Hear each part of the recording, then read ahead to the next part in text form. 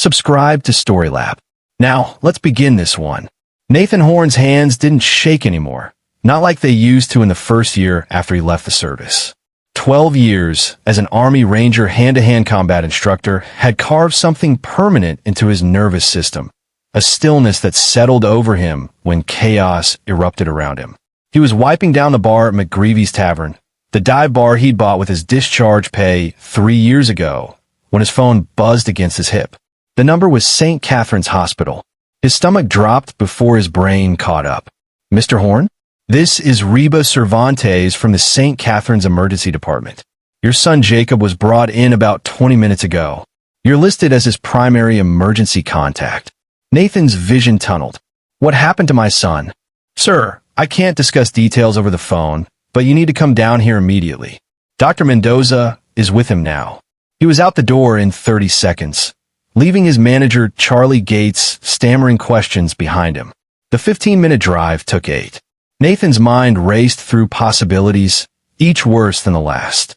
Jacob was 9 years old, careful and anxious by nature. Nothing like Nathan had been at that age. The divorce 2 years ago had made him even more withdrawn, especially after Josie married Darren Parker 6 months later. Darren. The name tasted like battery acid in Nathan's mouth. The ER automatic doors seemed to move in slow motion. Nathan spotted Reba at the nurse's station, a woman in her 40s with kind eyes that couldn't hide the discomfort in her expression. Mr. Horn, come with me. She led him down a corridor that smelled of antiseptic and fear. Your son has bilateral humeral fractures. Both arms are broken. Dr. Mendoza is setting them now, but she paused outside a door. The injuries are consistent with forceful twisting. We've already contacted Child Protective Services. Nathan's blood turned to ice water. Where's his mother? She's been notified. And Mr. Parker is here. The room spun. Darren's here, in the waiting area. He brought Jacob in. Nathan pushed past her and walked back toward the waiting room with measured steps. Each footfall was a countdown. His training kicked in automatically. Assess the environment, identify targets, control your breathing. Darren Parker sat in a plastic chair near the vending machines, scrolling through his phone. He was a big man, 6'3" and thick through the chest, with the kind of bloated muscle that came from prison yard workouts and steroids. Tattoos crawled up his neck, crude ink that Nathan recognized from gang sets on the south side. When Darren looked up and saw Nathan, he smiled. That smile would haunt Nathan for weeks. Horn. Darren stood, rolling his shoulders back. Glad you could make it. Nathan stopped 6 feet away. What happened to Jacob? Kid's clumsy. Fell down the stairs. Darren's smile widened. You know how boys are. Weak constitution, just like you probably were. Fell down the stairs. Nathan's voice was flat, dead. Yeah, crying like a little bitch the whole way to the hospital. Darren took a step closer, and Nathan could smell the alcohol on his breath. Whiskey, cheap stuff. Your son's a coward, Horn. Pathetic. Honestly, the world would be better off without weak shits like him. He deserves to die. Something in Nathan's chest locked into place like a rifle bolt sliding home. Parking lot, Nathan said quietly. 5 minutes. Darren's eyes lit up. Yeah? You want to go, old man? 5 minutes. I need to see my son first. Nathan turned and walked back to the emergency room, his heart rate at exactly 60 beats per minute. Reba looked at him with concern, but he moved past her to Jacob's room. Dr. Edwin Mendoza, a tired-looking man in his 50s, was finishing the casts on both of Jacob's arms. Jacob's face was tear-streaked and swollen. When he saw Nathan, fresh tears spilled over. Dad, he whispered. I'm sorry. I'm so sorry. Nathan knelt beside the bed, careful not to jostle the casts. You have nothing to be sorry for, Jake. Nothing. You understand me. He said I was being disrespectful. I just asked if I could call you, and he got so mad, Dad. He grabbed my arms and twisted, and I heard them snap, and... Chill. It's okay. You're safe now. Nathan kissed his son's forehead. I'm going to take care of this. Mr. Horn, Dr. Mendoza said carefully, the police are on their way. The injuries are definitely non-accidental. We're keeping Jacob overnight for observation. Nathan nodded. Good. Don't let his mother take him anywhere until I get back. He walked out of the hospital with the same measured pace. The parking lot was mostly empty. It was 11 p.m. on a Tuesday. Darren stood under a flickering light pole, still wearing that smile, cracking his knuckles. "Took you long enough," Darren said. "Josie always said you were soft. Said you couldn't even keep her satisfied. That's why she—" Nathan closed the distance in 3 strides and drove his fist into Darren's solar plexus. The punch wasn't about power. It was about precision. Darren's diaphragm spasmed and his lungs emptied in a shocked wheeze. Before Darren could recover, Nathan swept his leg and drove him face first into the asphalt. The sound of Darren's nose breaking was satisfying in a way that made Nathan hate himself a little. "You broke my son's arms," Nathan said, his knee on Darren's back. "Both of them. He's 9 years old." Darren tried to buck him off, but Nathan shifted his weight and trapped Darren's right arm. He applied pressure to the elbow joint, not enough to break it, but enough to make Darren scream. "You said he deserved to die." Nathan's voice was conversational now, almost gentle. "You smiled about it." "Fuck you." Darren spat blood onto the pavement. "My brother's gonna kill you. Maurice is gonna fucking end you." Nathan applied more pressure. The elbow joint popped, partially dislocated. Darren's scream echoed off the hospital walls. "I counted 3 bones that need to break," Nathan said. "One for each word. Deserves to die. This is number 1. He relocated the elbow with a sharp movement, then moved to Darren's left arm. The second break was a clean fracture of the radius. Painful, but treatable. Darren was sobbing now, all his swagger gone. "That's 2.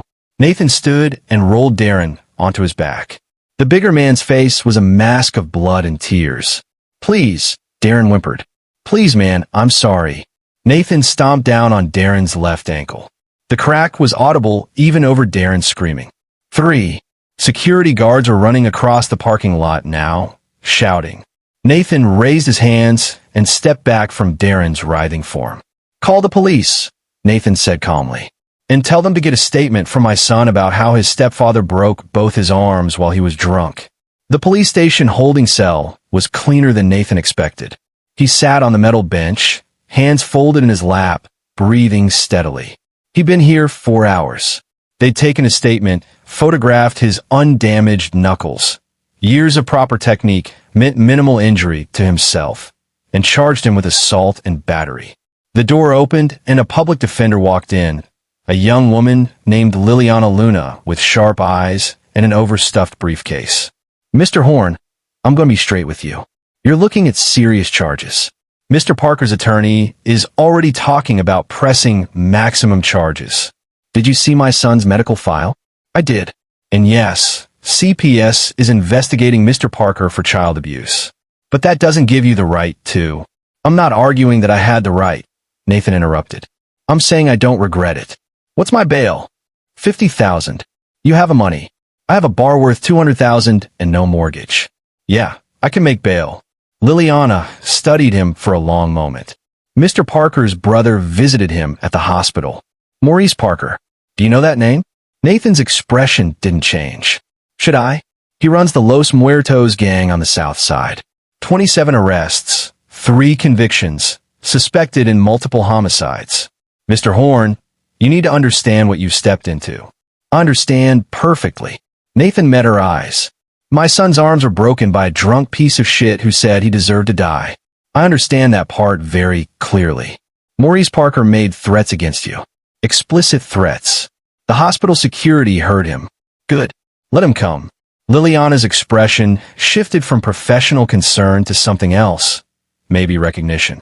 "You were military. Army Ranger. 75th Regiment. 12 years as a hand-to-hand combat instructor at Fort Benning. That's going to be a problem for you in court. The prosecution will argue you used excessive force, that you're a trained weapon. I broke 3 of his bones. He broke 2 of my sons. I was merciful." The door opened again, and Charlie Gates appeared, looking harried. "Boss, I got your bail money, but there's guys outside asking about you. Rough-looking dudes." Nathan stood. "Los Muertos. How'd you know?" "Lucky guess." Nathan turned to Liliana. "Get me out of here, and pull whatever strings you can to keep Jacob away from his mother until this is sorted out. Already filed the emergency custody motion. Hearings tomorrow at 9. Liliana hesitated. Mr. Horn, these gang members, you need to take them seriously. I always take threats seriously. Nathan smiled without warmth. I just don't let them dictate my actions. The bail process took another hour.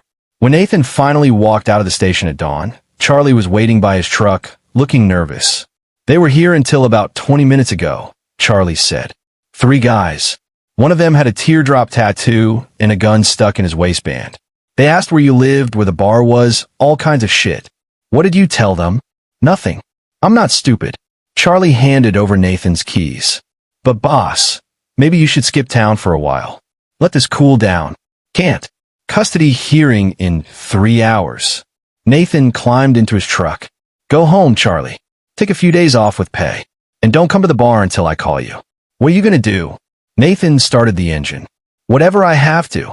He drove to his apartment above the bar, checking his mirrors constantly. No tails that he could see. The sun was coming up over the city, painting everything in shades of amber and gray. Nathan's phone had 17 missed calls, 12 from Josie, 5 from numbers he didn't recognize. He ignored them all and called the one person he trusted completely. Micah Trujillo answered on the second ring. Nate? Jesus, man, I heard about Jacob. How is he? Stable. Both arms broken. I put the guy in the hospital. Good. Want me to finish the job? Micah had been Nathan's squad leader in Afghanistan, a career ranger who'd retired as a master sergeant and now ran a security consulting firm in Denver. But more importantly, Micah was the kind of friend who'd help you hide a body without asking questions. Not yet, but his brother's a gang leader, Los Muertos. They're making moves. How many guys? Unknown. They showed up at the police station while I was being processed. You at your place? Yeah. I'm 12 hours out. Can you hold until then? Nathan looked at the sunrise and thought about his son's broken arms, about Darren's smile, about the way Jacob had apologized as if any of this was his fault. Yeah, he said finally. I can hold. He hung up and went inside to shower and change. The custody hearing was in 2 hours, and Nathan needed to look like a responsible parent, not a man planning a war. But war was coming. He could feel it in his bones, in the old instincts that 12 years of training had burned into his DNA. Maurice Parker had made the biggest mistake of his life when his brother touched Nathan's son. Now, Nathan just had to make sure Maurice understood that before the end. The family court building smelled like stale coffee and broken dreams. Nathan sat outside courtroom 3B in his only suit, a navy blue number he'd worn to his father's funeral 3 years ago. Liliana Luna sat beside him, reviewing papers with sharp, economical movements. Josie arrived 15 minutes late with a different lawyer, a slick-looking man named Augustin Stewart who wore gold cufflinks and an expression of practiced sympathy. Josie wouldn't meet Nathan's eyes. She looked exhausted, her blonde hair pulled back in a messy ponytail, dark circles under her eyes that makeup couldn't quite hide. All rise, the bailiff announced. Judge Whitney Gallagher was a woman in her 60s with steel gray hair and a reputation for no-nonsense rulings. She reviewed the emergency custody petition with a frown that deepened with every page. Mr. Stewart, your client's current husband is in a hospital with multiple fractures sustained in an altercation with Mr. Horn. He's also under investigation by Child Protective Services for allegedly breaking the minor child's arms. Is that correct? Your Honor, the circumstances are complicated. It's a yes or no question, counselor. Yes, Your Honor, but... And Mr. Horn responded to his son's hospitalization by assaulting Mr. Parker in a hospital parking lot. Also correct. Liliana stood. Your Honor, if I may. Mr. Horn was informed at the hospital that his son had bilateral arm fractures consistent with forceful twisting. Mr. Parker was intoxicated and, according to multiple witnesses including hospital staff, made statements indicating he had intentionally harmed the child and expressing the view that the child deserved to die. Mr. Horn's response, while legally problematic, was that of a father protecting his child from an immediate threat. Judge Gallagher turned to Josie. Mrs. Parker, what's your position on this? Josie stood slowly. Your Honor, I didn't know Darren had been drinking. I was at work. When I got the call about Jacob, I thought it was an accident. Do you believe your husband intentionally harmed your son? The courtroom went silent. Nathan watched Josie's face cycle through emotions: fear, guilt, denial, and finally something that looked like resignation. "I don't know," she whispered. "But he's been scared lately. I thought he was just adjusting to the new marriage, but what, Mrs. Parker? He's been flinching around Darren. And there were bruises last month that Darren said came from roughhousing." Tears started down her cheeks. "Oh God, what have I done?" Judge Gallagher's expression softened slightly. "Mr. Stewart, does your client oppose temporary full custody being granted to Mr. Horn pending the CPS investigation?" Augustine Stewart leaned over to whisper to Josie. She shook her head firmly. "No, Your Honor. Mrs. Parker agrees that Jacob should stay with his father until this is resolved." "Very well. Temporary full custody to Mr. Horn. Mrs. Parker will have supervised visitation rights pending the outcome of the investigation. We'll reconvene in 30 days. The gavel cracked. Next case. Outside the courtroom, Josie finally approached Nathan. Her lawyer tried to pull her back, but she shook him off. "Nate, I'm sorry. I'm so sorry." Nathan looked at the woman he'd once loved, the woman who'd given him his son, and felt nothing but cold distance. "You married a man who beat our son, Josie. You didn't see the signs, or you ignored them. Either way, you failed Jacob. I know, fresh tears, but you need to be careful. Darren's brother Maurice, he's dangerous. He came by the house this morning making threats." "What kind of threats?" "He said you broke his baby brother's bones, and he's going to break everything you love. He said it was going to be slow." "Nathan, he scared me more than anyone ever has. These aren't normal people. I know what they are." Nathan started walking toward the parking garage. "Go home, Josie. Stay away from Maurice and stay away from Darren. If you're smart, you'll file for divorce today. I already called a lawyer." Nathan paused, looking back at her. "Good. That's good." He drove straight to St. Catherine's Hospital. Jacob was being discharged into his care, and Nathan had already arranged for his son to stay with his sister Beulah Lyons in Portland for a few weeks, far away from whatever was about to happen. Reba Cervantes was waiting with Jacob when Nathan arrived. His son looked small and fragile in a wheelchair, both arms in bright blue casts. "Dad!" Jacob's face lit up despite the obvious pain. Nathan knelt down and hugged him carefully. "Hey, buddy. Ready to get out of here? Are you in trouble?" "Because of me?" "No. Because of Darren. And that's not your fault, Jake. None of this is your fault. Darren called me weak. He said you were weak too." Nathan looked into his son's eyes, his mother's eyes, bright and full of fear and hope. "Jake, there's different kinds of strength. The kind that matters isn't about muscles or fighting. It's about standing up when you're scared. About protecting people who can't protect themselves. You were strong when you asked to call me, even though you knew it would make Darren angry. That took real courage. He said I deserved to die." The words hit Nathan like a punch. Hearing them from Jacob's mouth, in that small, scared voice, made something crack in Nathan's chest. He was wrong. You deserve everything good this world has to offer, and I'm going to make sure you get it. Reba wheeled Jacob out to Nathan's truck. As they loaded him into the back seat, carefully, so carefully, a black SUV pulled into the parking lot 3 spaces down. Nathan saw the gang tattoos before he saw the faces. 4 men climbed out, moving with the aggressive, casual stance of people used to intimidating others. The leader was tall and lean, with a shaved head and a sprawling neck tattoo that read Muertos. Maurice Parker. He looked exactly like his brother would have in 10 years if Darren hadn't chosen the easy route of steroids and prison workouts. Same bone structure, same cold eyes. But Maurice moved differently. Calculated, controlled, dangerous in a way Darren had only pretended to be. "Nathan Horn," Maurice said. "It wasn't a question. We need to have a conversation. Not now. My son's in the car." "Yeah, I can see that. Cute kid. Shame about his arms." Maurice smiled without warmth. "My brother's in ICU. 3 breaks, partial dislocation, severe facial trauma. You did a number on him. He touched my son, so I heard. Thing is, Darren's blood. Family. And nobody puts their hands on my family without consequences." Maurice gestured to the men behind him. "This is Quentin, Enrique, and Van. They work for me.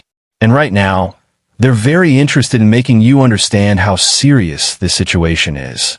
Nathan positioned himself between the SUV and his truck. Walk away. This doesn't have to escalate. Oh, but it does. See, word gets out that some ex-military motherfucker can beat down a Parker and walk away. That's bad for business. Bad for reputation. Maurice took a step closer. So here's what's going to happen. You're going to apologize to my brother. You're going to pay his medical bills. And you're going to give me $50,000 for my trouble. And if I don't, Morris's smile widened. Then your bar burns down. Your apartment burns down. Maybe you have a sister? Beulah Lyons lives in Portland? Maybe something happens to her. Maybe something happens to your boy there with the broken arms. Nathan's vision went red around the edges. Every fiber of his training screamed at him to attack, to end these threats permanently. But Jacob was 3 feet away, scared and helpless. You got 48 hours, Maurice continued. Apologize, pay up, or suffer. Your choice. He turned and walked back to the SUV with his crew. Nathan memorized every detail, the license plate, the faces, the way each man moved. Quentin favored his left leg. Enrique kept his right hand near his waistband where a gun likely sat. Then was built like a linebacker, but moved like someone who'd done time and learned to be cautious. Dad! Jacob's voice was small and scared. Who was that? Nathan turned back to his son and forced his expression to soften. Nobody important, buddy. Let's get you to Aunt Beulah's house. But as he drove out of the parking lot, Nathan was already planning. Maurice Parker had made 2 critical mistakes. First, he'd threatened Nathan's son. Second, he'd given Nathan a 48-hour timeline. That was more than enough time for a man like Nathan Horn to prepare for war. The drive to Portland was 6 hours. Nathan used every minute to think, to plan, to remember his training.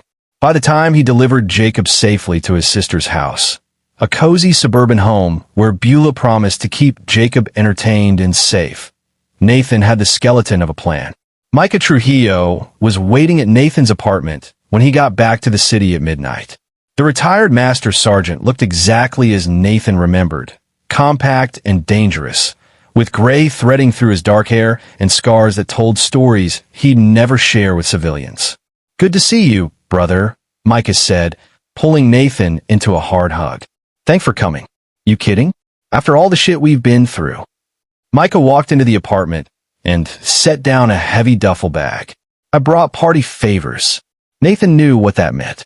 He unzipped the bag and found a small arsenal, 2 SIG Sauer P320S, a Remington 870 shotgun, ammunition, body armor, night vision goggles, and enough surveillance equipment to run a small CIA operation. Micah, I can't ask you to. You didn't ask. I volunteered. Micah's expression went hard. These gang bangers threatened your boy. That means they threatened my nephew, far as I'm concerned. So what's the play? Nathan spread out everything he knew. Maurice Parker, Los Muertos gang, estimated 20 to 30 members operating out of the South Side. Drug distribution, protection rackets, suspected contract killings. Maurice himself had spent time in prison for assault and weapons charges, but had gotten smart. Now, he kept his hands clean while his crew did the dirty work. 48-hour deadline, Nathan said. Maurice expects me to fold. He thinks I'm just some washed-up veteran who got lucky with his brother. So we hit him first. Not yet. We gather intelligence. Find weaknesses. Maurice made this about my son, which means he doesn't understand what line he crossed. Nathan looked at his old squad leader.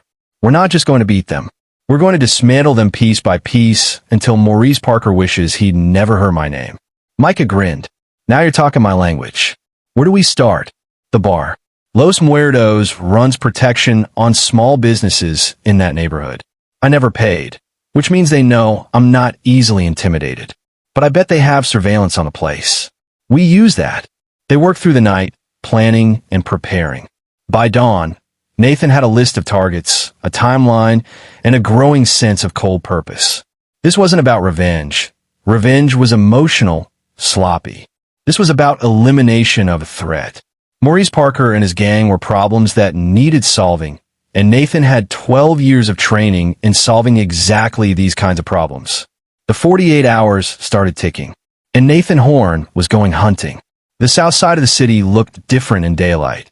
Less menacing, almost normal. Nathan drove past the known Los Muertos hangouts with Micah in the passenger seat, both of them wearing civilian clothes and baseball caps, looking like just two guys out running errands. There, Micah said, pointing to a garage with 3 men standing outside. That's on their chop shops. Nathan made a mental note of the location. They spent the next 6 hours mapping territory. Bars where gang members drank. Houses where they likely lived. The warehouse where Maurice supposedly ran his operations. By evening, they had a comprehensive picture. 22 confirmed members, Micah said, reviewing their notes back at the apartment. Maurice, his lieutenants Quentin Parks and Enrique Wolf, and Van Heath as muscle. The rest are soldiers, young guys doing grunt work. Morris's weakness? Pride. He's careful but arrogant. Thinks he's untouchable because he's gotten away with it this long. Micah pulled up arrest records on his laptop. He's also loyal to his crew. That's his blind spot. Nathan thought about his son, about the way Jacob had apologized, as if having broken arms was somehow his fault. He thought about Morris's threat, about something happening to Jacob. We separate him from his crew, Nathan said. Pick them off one by one. Make him paranoid. Make him sloppy. That's a long game. We've got time. Jacob's safe in Portland. The custody case is in my favor. I can afford to be patient. What about the 48-hour deadline? Nathan smiled without humor. I'm going to meet it, just not the way Maurice expects. The next morning, Nathan drove to the warehouse where Maurice ran his operations. It was an old industrial building near the docks, surrounded by a chain-link fence with obvious security cameras. He parked across the street and waited. At 11 a.m., Morris's black SUV pulled up. The gang leader climbed out with Quentin and Enrique flanking him. They walked inside like they owned the world. Nathan gave them 30 minutes, then walked up to the front door and knocked. The door opened and Van Heath loomed there, blocking the entrance with his linebacker bulk. The fuck you want? To talk to Maurice. He's busy. Tell him Nathan Horn is here with his answer. Van's eyes narrowed, but he stepped back and pulled out a phone. 2 minutes later, Nathan was inside a cavernous space filled with stolen goods, electronics, car parts, boxes of pharmaceuticals. Maurice sat behind a metal desk at the far end, flanked by his lieutenants. Well, Maurice said, didn't expect you to come here personally. Takes balls. Or stupidity, Enrique added with a laugh. Nathan walked forward slowly, hands visible at his sides. You gave me 48 hours. I'm here to give you my answer. Smart man. So you got my money? No, I don't have your money. I don't owe you anything. The room went silent. Morris's smile faded. Then why are you here? To make you an offer. Nathan stopped 10 feet from a desk. Your brother broke my son's arms while he was drunk. I responded proportionally. 3 breaks for threatening my son's life. We're even. Walk away now and this ends. Maurice laughed. A harsh, ugly sound. Walk away? You think you can come into my place and dictate terms? I think you don't understand who you're dealing with. I know exactly who you are. Nathan Horn, 38 years old, former Army Ranger, owns a shitty bar, divorced 1 kid. I know where you sleep, where you work, what you eat for breakfast. Maurice stood. You're nobody. A small-time operator playing at being tough. I was a combat instructor for 12 years. I trained soldiers how to kill efficiently with their bare hands. I've operated in 6 countries you can't spell and done things that would give you nightmares. Nathan's voice never rose above conversational. Your brother was easy. He telegraphed every movement. You're smarter, I'll give you that. But your crew? They're sloppy. Quentin keeps adjusting that piece in his waistband like he's afraid it'll fall out. Enrique favors his right side because he took a bullet in the left shoulder. The scar tissue shows when he moves. Van's strong, but slow. And you, Maurice? You're sitting behind a desk surrounded by stolen merchandise in a building with exactly 3 exits and security cameras that haven't been checked for blind spots in months. The temperature in the room dropped 10 degrees. Is that a threat? Morris's hand moved toward a drawer. It's information. You want to know who you're dealing with. Now you know. Nathan turned to leave. My offer stands for 24 hours. After that, I stop being reasonable. "You're not walking out of here," Maurice said. Van detained him. Van Heath moved with surprising speed for his size, reaching for Nathan's arm. Nathan pivoted, trapped Van's wrist, and used the big man's momentum to send him crashing into a stack of boxes. Before anyone could react, Nathan was out the door and jogging to his truck. Gunshots cracked behind him, wild, panic shots that hit nothing. Nathan's truck roared to life, and he was gone before Morris's crew could mobilize. Micah was waiting 2 blocks away in a rental car. "How'd it go?" "He won't back down." "Good. Neither will we." Phase 1 of Nathan's plan had just begun, and Maurice Parker was about to learn that sometimes the deadliest enemy is the one who has nothing left to lose. The first attack came at 2 a.m. that night. Nathan had been expecting it, so when a Molotov cocktail shattered through McGreevy's Tavern's front window, he was ready. The fire suppression system activated immediately. Nathan had upgraded it 2 weeks ago, right after the hospital incident. The flames died in seconds. Nathan, watching from a rooftop across the street with night vision goggles, saw the arsonist clearly. A young Los Muertos soldier named Danny, or barely 20 years old with the gang's tattoos fresh on his neck. "Got him," Micah said from beside Nathan. He was filming everything with a night vision camera. "That's enough for the police. We're not calling the police." "What then?" Nathan watched Danny run back to a waiting car, driven by another gang member. "We follow him home." They tailed the car to a rundown apartment building on the south side.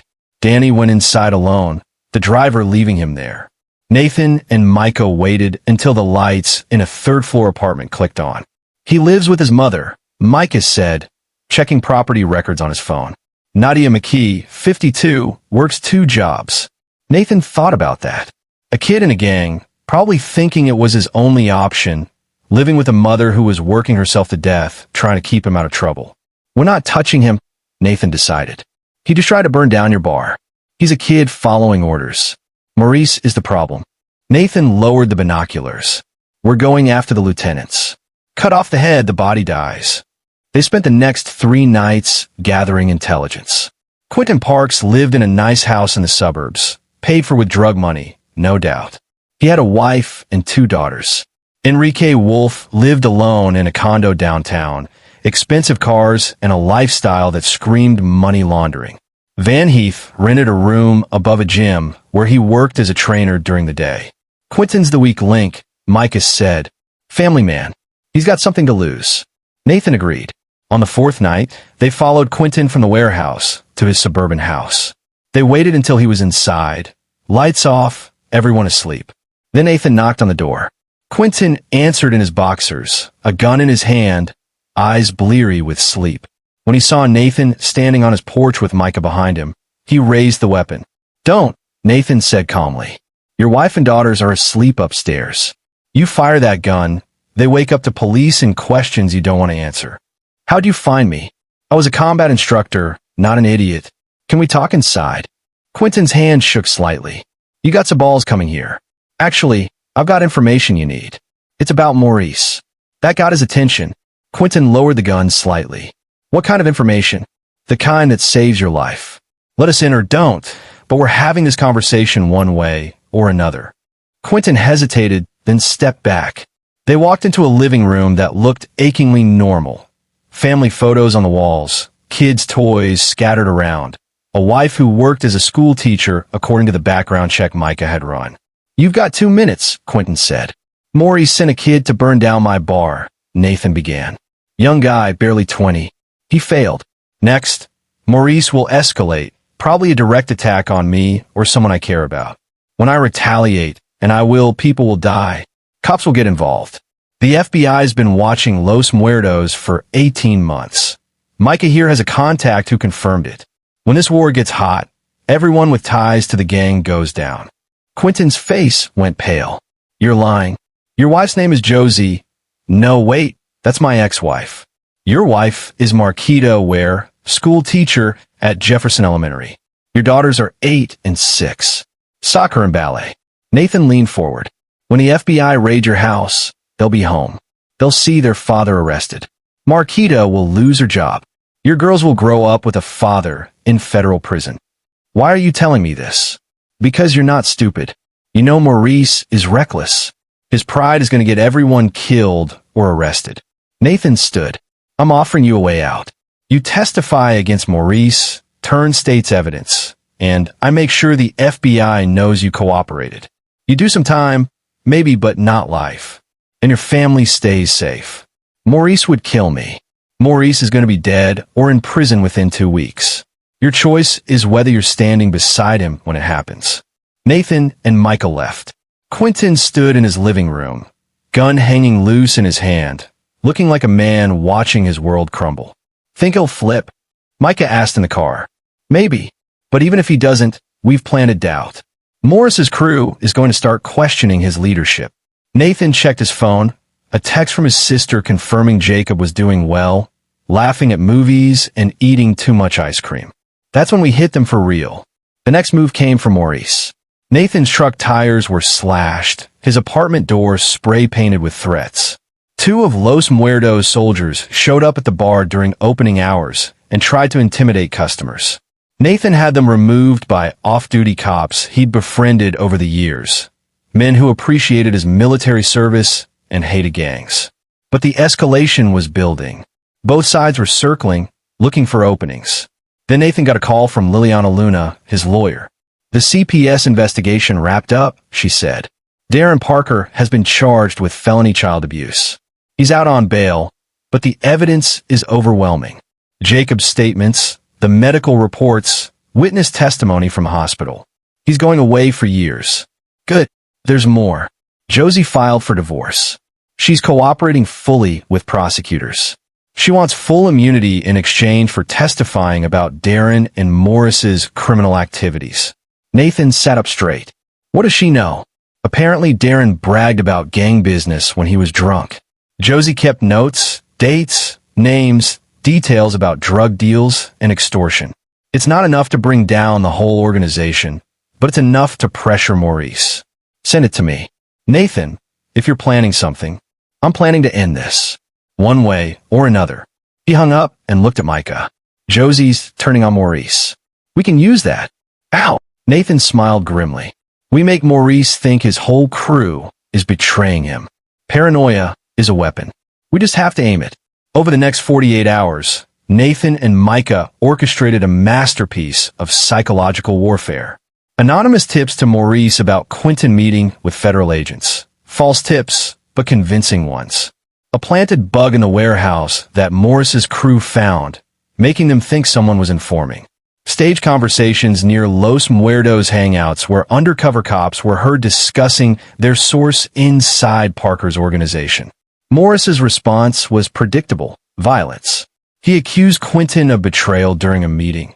Nathan knew because Van Heath, who'd been left out of Morris's inner circle after Nathan embarrassed him at the warehouse, had started feeding information to Micah in exchange for cash. They're falling apart, Van said during a clandestine meeting in a parking garage. Maurice beat the shit out of Quentin, said he was going to kill anyone who betrayed him. Half the crew is scared, the other half is planning to run. What about Enrique? Still loyal. He's Morris's right hand, but even he's starting to question things. Nathan nodded. Tell Maurice I want to meet. Neutral ground. Just him and me. He'll never go for it. Tell him I have information about who's really betraying him. Tell him if he doesn't meet me, everyone he loves will be in federal custody by tomorrow. Van looked skeptical, but agreed to pass along the message. 2 hours later, Nathan's phone buzzed. A text from an unknown number with an address and a time. Midnight. An abandoned factory on the edge of town. It's a trap, Micah said immediately. Of course it is. That's why you're going to be on Overwatch with that Barrett M82 you definitely didn't bring across state lines. Micah grinned. I would never do something illegal like that. They prepared carefully. Body armor, weapons, extraction plans, fallback positions. Nathan had learned in Afghanistan that walking into a trap was fine as long as you knew it was a trap and had your own trap ready. At 11:30 p.m., Nathan drove to the factory alone. Micah was already in position on a rooftop 300 meters away, invisible in the darkness with his sniper rifle and night vision equipment. Maurice was waiting inside with Enrique and 3 other soldiers. No sign of Quentin or Van. You came, Maurice said. He sounded surprised. You offered a meeting? I'm here. Nathan stopped 20 feet away. Where's your crew falling apart? What are you talking about? Quentin. He hasn't been seen in 2 days. Van's selling information to anyone who'll pay. Your drug shipments are being intercepted. The FBI knows your schedule. Nathan watched Morris's face. Someone's betraying you, Maurice. Multiple someones. Your organization is collapsing. You're lying. Am I? Then why did Quentin's wife file a police report yesterday, saying she hasn't seen him? Why did 3 of your soldiers disappear? Why are the feds watching your warehouse right now? Maurice pulled a gun. You did this. You turned my people against me. I didn't have to. You did that yourself when you threatened my son. Nathan kept his hands visible. But I'm here to offer you something. What? Prison. You turn yourself in, plead guilty to assault, extortion, drug trafficking. You do 20 years. Or you keep fighting and everyone you know dies, including your brother Darren, who's already facing charges and will definitely take a deal to reduce his sentence by testifying against you. Morris's hand tightened on the gun. You're insane. I'm a father. You threatened my child. There's no version of this where you win. Nathan took a step forward. The question is how many people die before you accept that. Enrique raised his weapon. Boss, let me kill this motherfucker. Wait, Maurice said. His eyes were calculating now, looking for angles. You said you had information about who's betraying me. I do. Want to know who it is? Tell me. Everyone. Nathan smiled coldly. Quentin's talking to the FBI, has been for 3 weeks. Van's been selling your schedule to rival gangs. Even Enrique here has been skimming money from drug sales. Enrique exploded. That's bullshit. Is it? Nathan pulled out his phone and showed a photograph, doctored but convincing, of Enrique meeting with a known rival gang member. Taken 4 days ago. How much did they pay you, Enrique? That's not real. Maurice doesn't know that, Nathan said calmly. And that's when everything fell apart.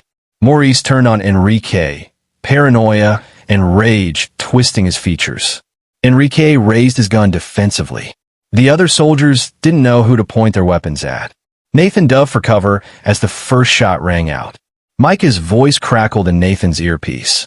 I've got multiple targets. Say the word. Only if I'm in danger. Let them burn each other. The gunfight lasted 30 seconds. When it ended, Enrique was dead, Maurice was wounded in the shoulder, and 2 soldiers were running for their lives. Nathan emerged from behind a concrete pillar with his weapon drawn. Maurice lay on the ground, bleeding, his gun 6 feet away.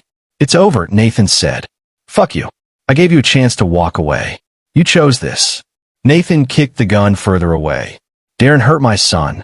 You threatened to hurt him more. Everything that's happened since then, that's on you. Police sirens wailed in the distance. Micah had called them the moment shooting started. You set this whole thing up, Maurice gasped. The paranoia, the betrayals. I told you. I was a combat instructor. I taught soldiers how to break enemy formations from the inside. You never had a chance. Nathan holstered his weapon and started walking away. Enjoy prison, Maurice. Maybe you and your brother can share a cell. He met Micah at the extraction point 2 blocks away. They disappeared into the night as police swarmed the factory. 3 weeks later, Nathan sat in a booth at McGreevy's tavern watching the evening news. Maurice Parker was being sentenced to 30 years for murder.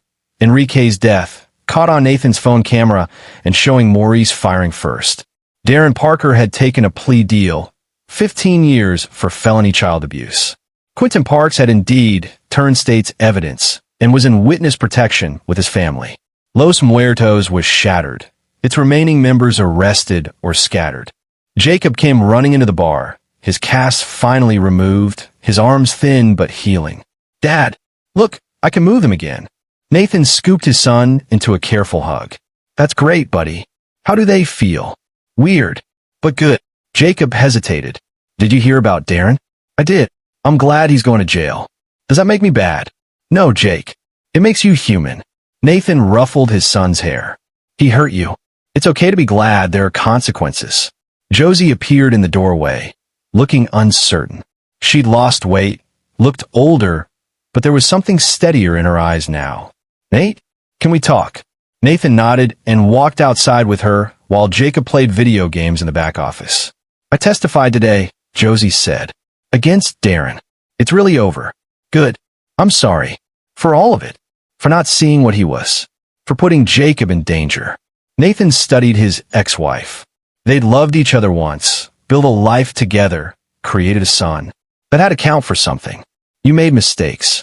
So did I. Marrying you when I was still dealing with PTSD, working too much, not being present enough. We both failed, but we can both do better. He gestured back toward the bar. Jacob needs his mother. Not the one who married Darren, but the woman you were before. Can you be her again? I'm trying. Josie wiped her eyes. The therapist says I have codependency issues. I'm working on it. Keep working. Jacob deserves parents who have their shit together. What about you? Are you okay?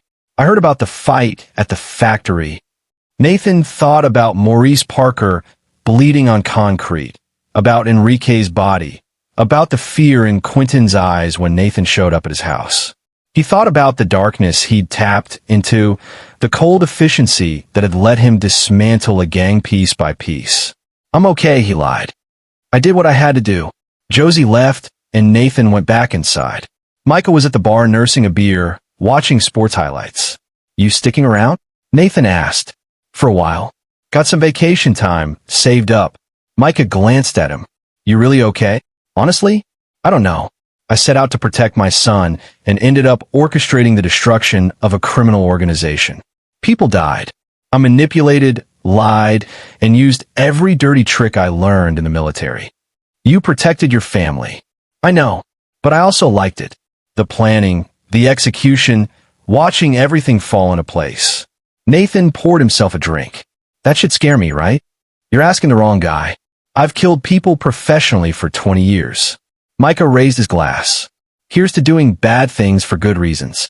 They drank in silence. 6 months later, Nathan stood in family court again. This time the hearing was to finalize the custody arrangement. Josie had completed court-mandated therapy, held down a steady job, and proved herself capable of supervised visitation that had gradually expanded to unsupervised time. Judge Gallagher reviewed the case files with her characteristic thoroughness. Mr. Horn, Mrs. Morgan. She's gone back to her maiden name. The court has reviewed all materials including therapy reports, home studies, and Jacob's own preferences as expressed to the child psychologist. She looked over her reading glasses at both of them. Joint custody with primary physical custody to Mr. Horn. Mrs. Morgan will have alternating weekends and Wednesday evenings. Does this arrangement suit both parties? Nathan and Josie both agreed. Outside the courthouse, Jacob ran to both of them with a gap-toothed smile. He'd grown 2 inches, was back in school, and, according to his therapist, was processing the trauma with age-appropriate resilience. Can we get ice cream? Jacob asked. Nathan looked at Josie, who nodded. They walked together to the ice cream shop 3 blocks away. Not a family anymore, but something new. 2 people united by love for their child and determination to do right by him. McGreevy's Tavern was thriving. Word had spread about what Nathan had done. Not the details, but enough. The neighborhood respected him, protected him. His bar became a place where veterans gathered, where people who'd been victimized by gang violence felt safe, where community mattered. Micah stayed on as silent partner and head of security. He hired other veterans, men and women who needed purpose and found it in protecting something good. Nathan never went looking for violence again. But violence has a way of finding certain people, and when it did, Nathan was ready. 2 years later, when a domestic abuser threatened a waitress who worked at his bar, Nathan had a quiet conversation with a man in the parking lot. The abuser left town and never came back. 3 years after that, when a corrupt city councilman tried to seize Nathan's property through an illegal eminent domain claim, Nathan used everything he'd learned about leverage and pressure to expose the councilman's bribery schemes. The councilman resigned in disgrace. People started calling Nathan when they had problems the law couldn't or wouldn't solve. He never advertised his services, never asked for payment. But quietly, carefully, Nathan Horn became someone you went to when you needed justice that the system couldn't provide. Jacob grew up knowing his father was unusual, that people treated him with a mixture of respect and wariness. On his 16th birthday, Nathan took him camping and told him the full story of what had happened with Darren and Maurice. "You killed people," Jacob said quietly. "Not directly, but my actions led to deaths." "Yes. Do you regret it?" Nathan looked at his son, almost as tall as him now, strong and confident, with his mother's kind eyes and Nathan's stubborn jaw. "I regret that it was necessary, but I don't regret protecting you. I'd do it again, Jake. Every time." Jacob was quiet for a long moment. "Darren said I was weak, that I deserved to die. I remember, but I'm not weak. You taught me that. Being strong doesn't mean being violent. It means standing up even when you're scared. It means protecting people who can't protect themselves. It means doing what's right even when it's hard." Nathan pulled his son into a hug. "Exactly. And you're the strongest person I know." 20 years later, Nathan Horn was 58 years old and still running McGreevy's Tavern. Jacob had become a social worker, dedicating his life to helping children in crisis. Micah had retired fully and spent his days fishing and telling war stories that might or might not be true. One evening, a young man came into the bar. He had gang tattoos on his neck, old ones, faded and covered with new ink of flowers and crosses. Nathan recognized him after a moment. Danny, or the kid who'd thrown a Molotov cocktail through his window 20 years ago. "Mr. Horn." Danny's voice shook. "I don't know if you remember me. I remember. I came to apologize. For the fire. For everything. Maurice Parker recruited me when I was 17. Told me it was the only way to make money, to be someone. I was stupid. You were a kid. I was old enough to know better." Danny pulled out a business card. "I run a youth center now. Help kids stay out of gangs. I wanted you to know that what you did, taking down Maurice, it saved lives. Mine included." Nathan took the card. "You did that yourself. You made the choice to change. But you gave me the chance. Los Muertos fell apart, and guys like me had to find another path." Danny extended his hand. "Thank you." They shook hands. The man who'd nearly destroyed Nathan's bar and the man who destroyed a gang empire to protect his son. After Danny left, Nathan stood behind his bar and looked around at the walls covered in photos. Jacob's graduation, Micah's retirement party, veterans reunions, community events. A life built not on violence, but on the aftermath of violence, on the choice to protect rather than destroy. His phone buzzed. A text from Jacob. "Dad, Sarah and I have news. We're pregnant. You're going to be a grandfather." Nathan smiled, feeling something warm and genuine spread through his chest. A grandchild, a new generation, a chance to teach someone else about strength and kindness, about protecting the weak and standing up to bullies, about being the kind of person who makes the world better rather than worse. He texted back, "Congratulations. I love you." And in that moment, Nathan Horn knew that everything he'd done, all the violence, all the darkness, all the nights spent planning and fighting and surviving, had been worth it, because his son was safe, happy, and about to become a father himself. Because the cycle of violence had ended with Nathan's generation, not continued to Jacob's. That was the real victory. Not defeating Maurice Parker or protecting his bar or becoming someone people feared. The victory was in Jacob's laugh, in his choice to help children instead of hurt them, in the fact that he'd grown up knowing he was loved and protected and valued. Maurice Parker died in prison at 61, shivved by a rival gang member over a dispute about cigarettes. Darren Parker got out after 12 years on good behavior and died of a heart attack 2 years later, alone in a studio apartment. Nathan Horn lived to 83, surrounded by family, Jacob and his wife, 3 grandchildren who adored him, Josie who'd become a friend again after years of distance, and Micah who stayed loyal until the end. At his funeral, 100 people came to pay respects. Veterans, bar regulars, people whose lives he'd touched or saved or improved. Jacob gave a eulogy and told the story of his father's greatest lesson. Strength isn't about how hard you can hit. It's about what you're willing to endure to protect the people you love. My father was the strongest man I ever knew, and I'm proud to be his son. They buried Nathan Horn with full military honors. 3 volley shots. Taps. A folded flag presented to Jacob. And in the end, the legacy Nathan left wasn't one of violence or revenge. It was one of protection, of a father's love, of the unshakable principle that some lines can never be crossed, and those who cross them will face consequences they can't imagine. Maurice Parker had called Nathan's son weak and said he deserved to die. Maurice died in prison, forgotten and unmourned. Nathan died surrounded by love, having built something that would last generations. In the end, that was the only victory that mattered. This is where our story comes to an end. Share your thoughts in the comments section. Thanks for your precious time. If you enjoyed this story, then please make sure you subscribe to this channel. That would help me a lot. Click on the video you see on the screen, and I will see you there.